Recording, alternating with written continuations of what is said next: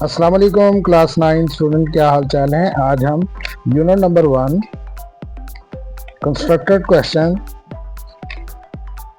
ये question number 3, इसके 1 से लेकर 4 पार्ट तक हम इसको सॉल्व करेंगे।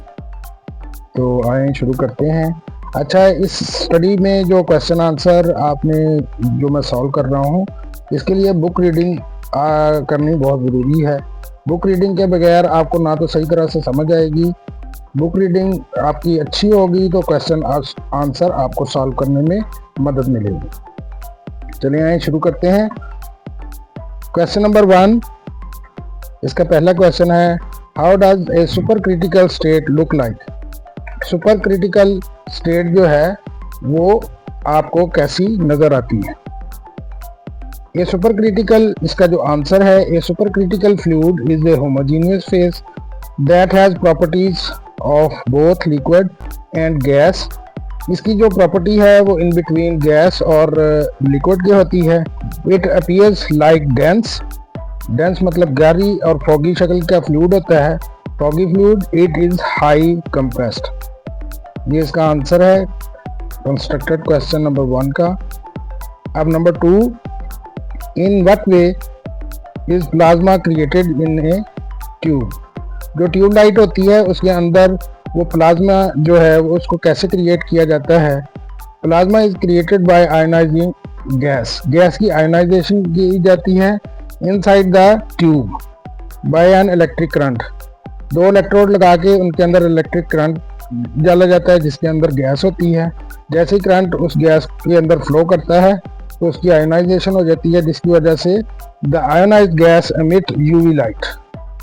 ये इसका आंसर है। तीसरे नंबर पे क्वेश्चन है उसका, most of molecules we study in biochemistry are organic in nature. मतलब जो है वो नामियाती केमिस्ट्री में होता है, जो बायोकेमिस्ट्री में हम पढ़ते हैं। Where does the difference exist in organic and biochemistry branch of the chemistry. अब उसने पूछा है कि बायोकेमिस्ट्री और ऑर्गेनिक केमिस्ट्री में क्या डिफरेंस है, फ़र्क कहाँ पर है।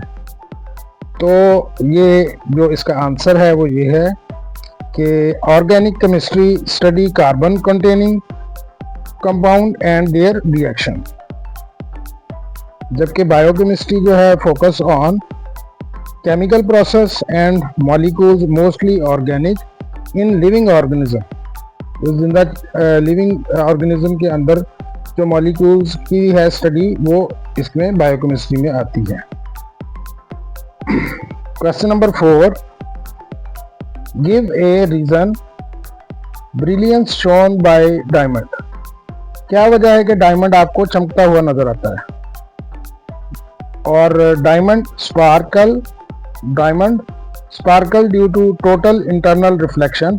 जो उसके अंदर लाइट एक दफ़ा इंटर हो जाती है वो उसको इस हिसाब से उन्होंने कट किया होता है कि उसकी लाइट जो है उसी डायमंड के अंदर ही मूव करती रहती है, जिसकी वजह से हमें जो है वो डायमंड चमकता हुआ नजर आता है।